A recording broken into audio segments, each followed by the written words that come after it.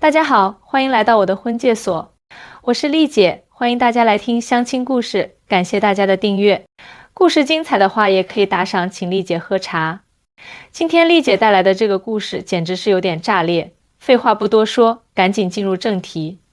今天的故事主人公是一位38岁的深圳女性，我们先叫她小梅吧。小梅在深圳某事业单位工作，年纪轻轻，已经是领导级别的存在，虽然工作能力一流，但感情生活却一直没能步入正轨。你问她为啥呢？好嘛，问题就出在她那超高的择偶标准上。没错，您没听错，就是高的离谱，完全可以上新闻头条的标准。话说，小梅的要求真的是让人大开眼界。她第一条要求是，我要房要车，不然别谈。哎呦，这样的开头让咱们这边的男士们一听就崩溃了。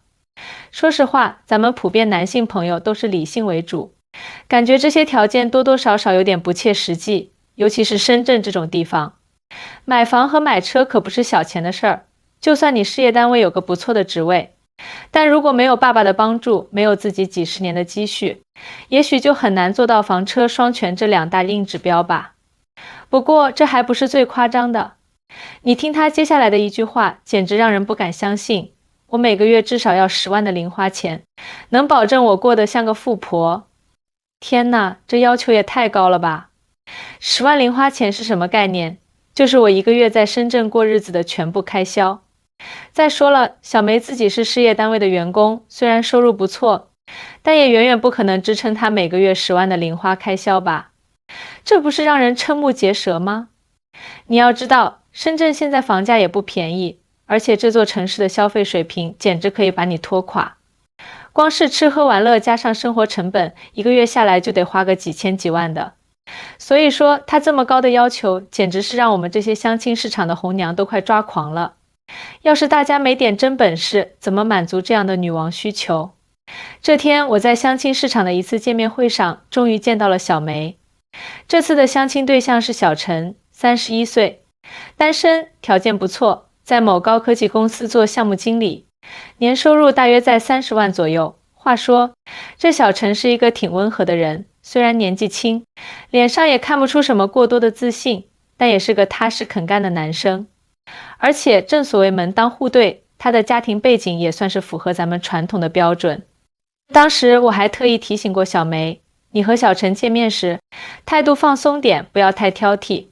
毕竟你们是通过相亲认识的，给对方留点面子嘛。可没想到小梅一坐下来就开始张口就要，这才是令人心跳加速的时刻。小陈啊，我很直白地告诉你，我的要求不高。房子我要求至少3房1厅，最好是海景房。车子嘛，奔驰或宝马必须有。小梅毫不客气地开门见山，连个温馨问候都没有，就直接进入正题。哎呦，这一开场，整个气氛立马紧张起来。小陈有点愣住了，他还不太敢相信自己听到的这番话，3房1厅，海景房，奔驰宝马，这是不是有点过了？他捏了捏手指，明显有些不安，反问了一句，你不觉得这些条件对于一个普通人来说有些难度吗？结果小梅回了一句让人听了后只想翻白眼的答复，我觉得不难。事业单位吗？薪水有保障，人生不就是要为自己打拼一番吗？如果你没能力给我这些，那我们就没什么继续聊下去的必要。话音刚落，四周的空气似乎一下子凝固了，整个大厅都像是被这句话炸得安静了下来。这话说的简直不给别人留余地，压根不把对方当回事，像是默认别人都得为他的标准低头。我看着这一幕真是恍若隔世，心中已经不禁开始担忧，小梅这样的要求不但让小陈有点不知所措，也让在场的其他人都开始低声议论了起来。有些人也许会觉得这样高的标准他是不是有点过气了，不过接下来的对话更是让人意外。小陈看着小梅，平静地开口，如果我说我没有这些条件，你能接受吗？小梅一愣，眼神中似乎闪过一丝不屑，不行，毕竟我这年纪也不小了，不能再浪费时间了。说完，她直接看向我，似乎在寻求确认，丽姐，这就是我目前的标准，如果对方不能满足这些要求，那我就不考虑了。这话说完，整个气氛都变得有些尴尬了。你看看小梅的铁板钉钉态度，硬生生把我们这位温文尔雅的小陈给压得喘不过气来。我偷偷地看了看周围的反应，很多在场的男士都面面相觑，显然对小梅的这些高要求心生疑问。再看看小陈，他的脸色已经从愣住转为尴尬，仿佛被人狠狠打了一耳光。他不禁低下头，微微叹气。这时候我真的是忍不住了。作为一位有多年经验的红娘，面对这种天价要求真是要气炸了。你说人家相亲不容易，大家都是为了遇到真爱，谁没点自己的底线和要求呢？但是像小梅这样简直有点不食人间烟火，这哪是相亲，简直像是在招聘 CEO 一样。小陈显然也有些不高兴了，但他还是尽量克制自己。其实我觉得每个人的条件都是不同的，没必要设定这么严格的标准。生活中重要的是心灵上的契合与相互扶持。如果只是因为物质条件而拒绝一个人，难道不是有些遗憾吗？小梅显然听不进这一套，她的态度越来越强硬。你可以选择不接受，但我必须要过得好。生活不是过家家，要求合理吗？当小梅说完这句话，我差点没忍住想要站出来制止她了。你说这不是相亲，是挑选一个全能型男神来满足她的要求。要是她真能找到这样的人，那也算是天赐良缘，但现实总是那么残酷。再者，我作为一位红娘，见多了各种各样的相亲对象，这样的高要求，简直让我感到无比的尴尬和愤怒。接着，小梅又开始提出了第二个条件，还有，我希望我的另一半每个月能给我至少10万的零花钱，满足了这个要求，我才会考虑跟你继续交往。哇，这个标准直接让我瞪大了眼睛，10万零花钱。光是想象一下一个月要花掉那么多钱，就觉得生活压力山大了。小梅怎么能开口就要求这么离谱的条件呢？我赶紧打断了她，小梅，你这一要求是不是有点过了？10万零花钱可不是小数目，就算是一些高收入的男士也不可能这么轻松就给得起你。你不能一开始就把标准定得这么高，这样怎么可能遇到合适的对象？然而小梅似乎完全没有听进去，她淡定地说，我就觉得自己值这个价，为什么要低标准？生活不是一成不变的吗？大家都要有追求。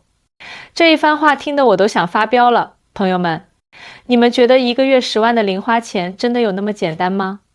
深圳的消费水平就不说了，普通的白领都得拼命攒钱才能过得不错，哪里有那么多可以挥霍的富裕生活啊？更何况像小梅这种要求真能满足的人，估计也是凤毛麟角。更何况感情的基础并不是建立在金钱上，而是双方相互理解、包容和支持。而小梅这种只看重物质条件的态度，真的是让人有点失望。小陈显然也有些不耐烦了，他皱了皱眉头，小梅，10万的零花钱听起来就像是奢侈的要求了，你觉得这样不现实吗？如果两个人真的要建立感情，光靠金钱能维持住一切吗？小梅依然是那副冷静的样子，毫不动摇，生活的好就是标准。感情也需要物质支持，感情和物质并不是割裂的。她不紧不慢地说着，似乎自己完全认定了这一点，丝毫没有考虑到别人是否能够承受如此巨大的压力。这一刻站在旁边的我真的是有些愣住了，这种看似理所当然的态度简直让人感觉到心生疑惑。真的是越来越多人把金钱至上当作自己的择偶标准，这样的心态真的能收获幸福吗？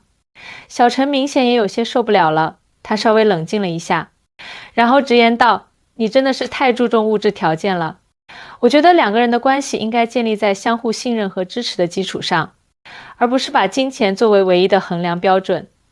如果你认为我没有达到你想要的条件，那我觉得我们也许并不合适。他的话虽然语气平和，但其中的失望却溢于言表。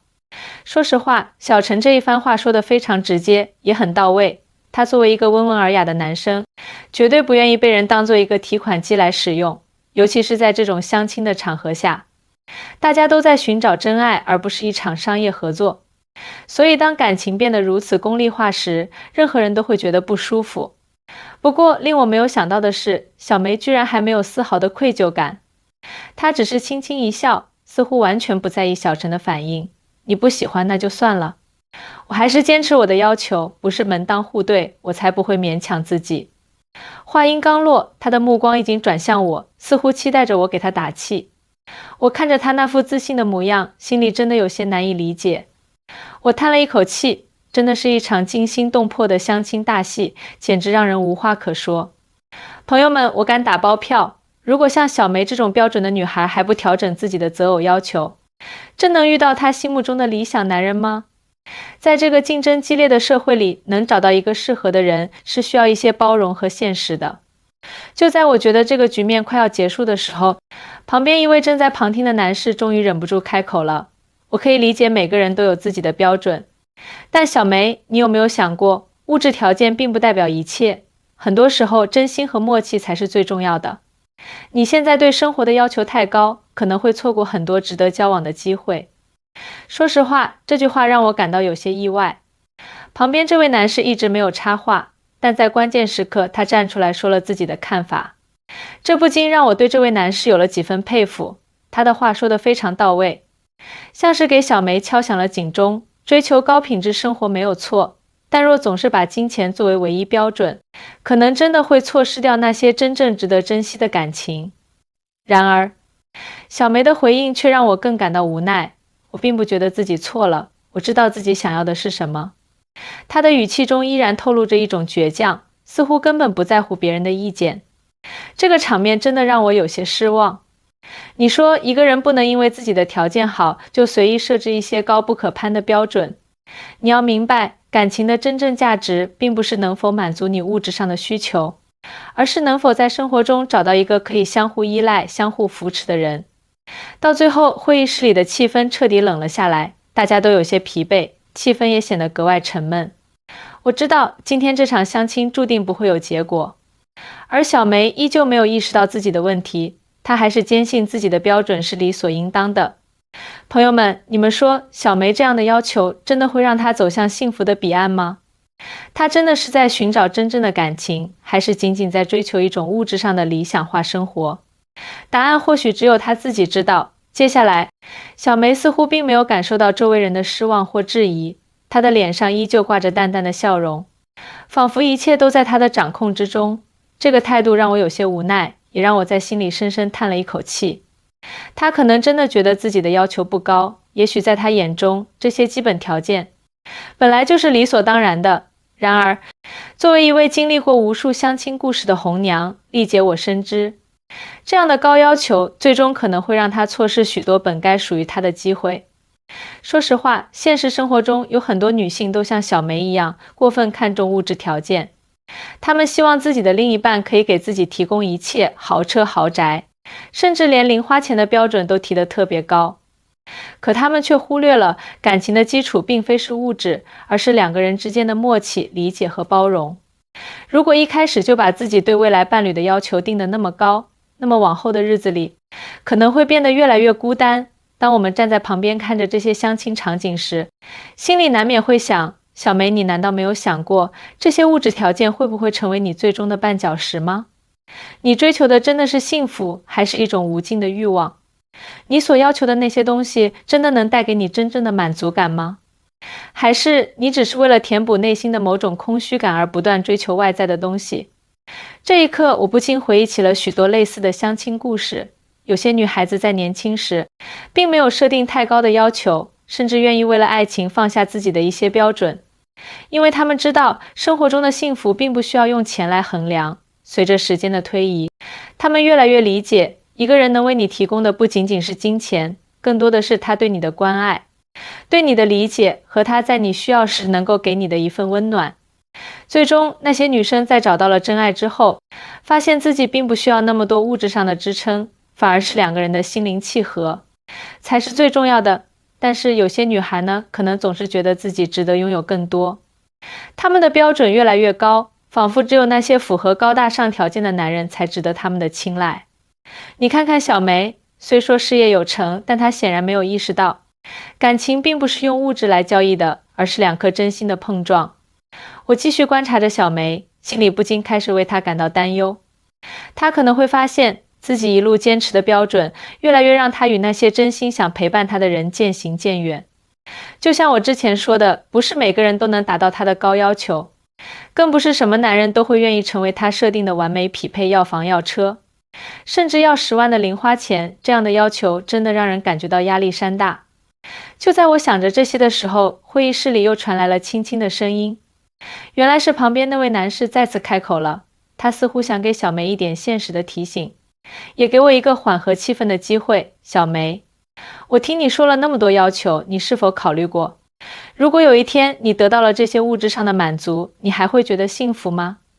你有没有想过，感情能不能维系在物质之外？小梅皱了皱眉头，显然被这个问题挑起了一些思考。我当然考虑过，不过，我觉得物质条件和感情并不矛盾。男人有能力提供好的生活，才说明他有责任感和能力。我觉得这才是最基本的要求。但问题是，那位男士接着说道，每个人都有不同的生活方式和追求，不能仅仅因为某个条件没有达标，就否定别人。你不觉得这样有些不公平吗？如果你总是要求别人去符合你的标准，那是不是有点太自私了？这句话像是一记响亮的耳光，直接打在了小梅的脸上。我能够感觉到她脸上那一瞬间的愣住，似乎她自己也没有意识到自己有多么强势和自我中心。她沉默了一会儿，眼神有些迷茫，似乎在思考着男士刚才说的话。但她很快又恢复了自己的自信，抬起头，轻轻一笑，我只是在追求更好的生活，谁不想要更好的未来呢？我看着他那充满自信的笑容，不禁叹了口气。是的，每个人都有追求更好生活的权利，但并不是每个人都能拥有理想中的未来。人生本身就是一个不断妥协和调整的过程，谁不是在不断面对现实和理想之间的博弈呢？这时，我终于忍不住插话了。小梅，你说的很对，每个人都值得追求更好的生活。但如果你把所有的希望都寄托在物质上，可能会忽视了一个非常重要的东西，那就是感情的真正意义。小梅看向我，似乎有些不太理解。丽姐，你是什么意思？我深吸了一口气，说，我想告诉你的是，感情并不是一个简单的交易。你说你想要房子、车子和零花钱，但你有没有想过，当你找到一个愿意给你这些物质条件的人，他是否会因为你的要求而感到压力？他是否愿意为了满足这些条件而忽视自己内心的真实感受？你所追求的这些东西可能会成为你和对方之间的隔阂，而不是沟通的桥梁。好了，今天的故事就到这里，丽姐再次感谢大家的关注和支持。如果你喜欢这个故事，别忘了给我点个赞，或者打赏请我喝茶哦。下一期我们还会有更多精彩的故事分享，敬请期待。